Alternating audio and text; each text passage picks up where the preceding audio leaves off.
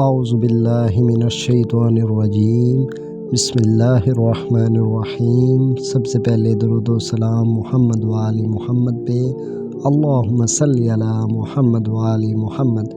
آج کی ہماری ویڈیو ہے کہ بیمار دل کی 5 دعائیں۔ حضرت ابراہیم خواص رحمۃ اللہ تعالی علیہ کا بہت ہی خوبصورت فرمان ہے کہ جب ہمارا دل بیمار ہو جائے تو اس کے لیے 5 ایسی دعائیں ہیں، 5 ایسی طریقے ہیں جس سے ہم اپنے دل کو شفا یاب کر سکتے ہیں۔ حضرت ابراہیم خواص کا تھوڑا سا ہم تعلق بیان کرتے چلتے ہیں۔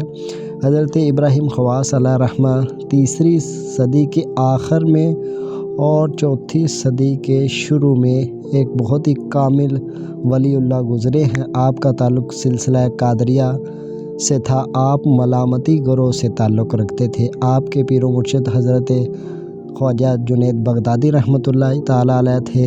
آپ بچپن ہی عمر سے آپ نے دنیا داری چھوڑ کے جنگلوں میں چلے گئے تھے قرب اللہ حاصل کرنے کے لیے۔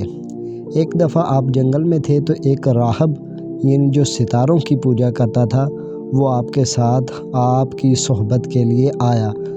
آپ نے جب باطن میں اس کے اوپر نظر ڈالی تو آپ کو اس سے نفرت محسوس ہوئی۔ آپ نے پھر اس سے پوچھا کہ مجھے تجھ سے اتنی نفرت کیوں محسوس ہو رہی ہے؟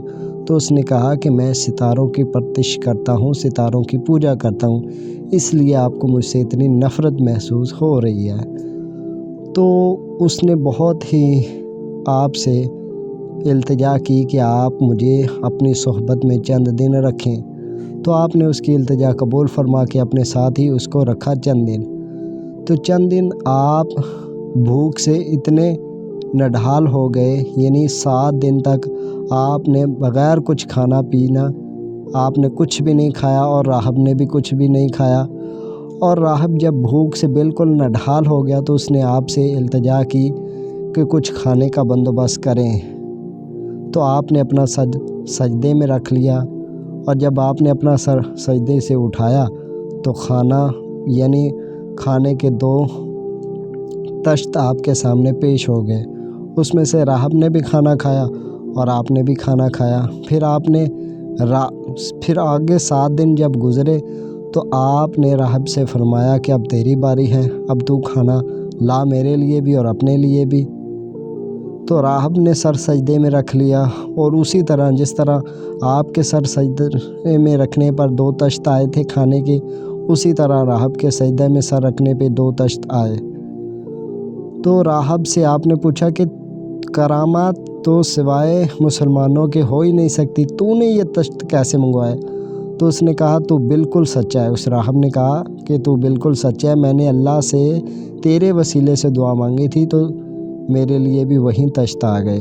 تو ویڈیو کی جانب ہم چلتے ہیں کہ دل کو شفا یاب کرنے کی 5 دعائیں کیا ہیں۔ آپ فرماتے ہیں کہ قرآن مجید کو سمجھ کے پڑھا جائے، اب یہ ایک عربی زبان ہے، کیونکہ عرب کے لوگ عربی بولتے تھے تو اس لیے اللہ تعالیٰ نے قرآن مجید ان کی زبان کے مطابق نازل فرمایا تاکہ وہ سمجھ لیں اچھے طریقے سے کہ قرآن مجید کیا کہہ رہا ہے، کس چیز سے روک رہا ہے، کس چیز کو کرنے کا حکم دے رہا ہے۔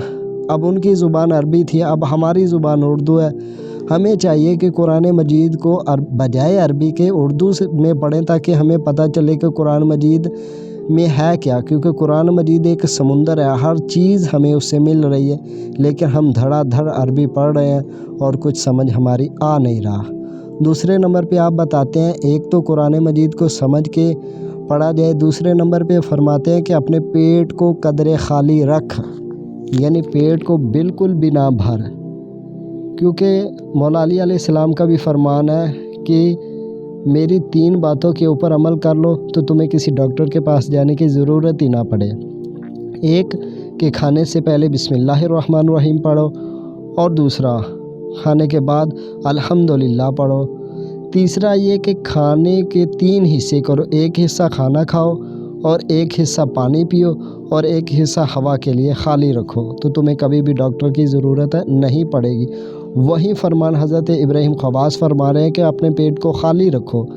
تیسرے نمبر پہ آپ فرماتے ہیں کہ آخری شب میں اللہ تعالیٰ کی عبادت کرو تو وہ بھی آپ کے دل کو شفا یاب کر دے گی۔ چوتھے نمبر پہ آپ فرما رہے ہیں کہ نیک لوگوں کی صحبت اختیار کرو۔ نیک لوگوں کی صحبت بھی آپ کے دل کو شفا یاب کر دے گی، کیونکہ ایک چراغ سے ہی دوسرے چراغ جلتے ہیں۔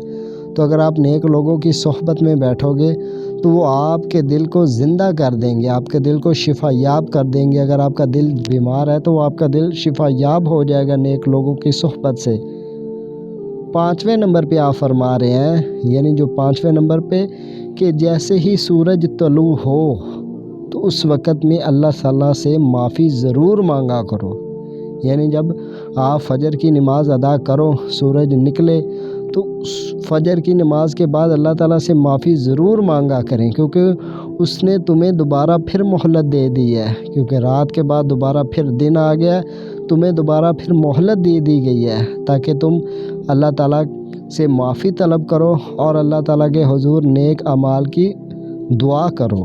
تو یہ تھے 5 فرمان حضرت ابراہیم خواص علیہ الرحمہ کے، جو تصوف کے بہت بڑے اور کامل بڑے پائے کے صوفی گزرے ہیں۔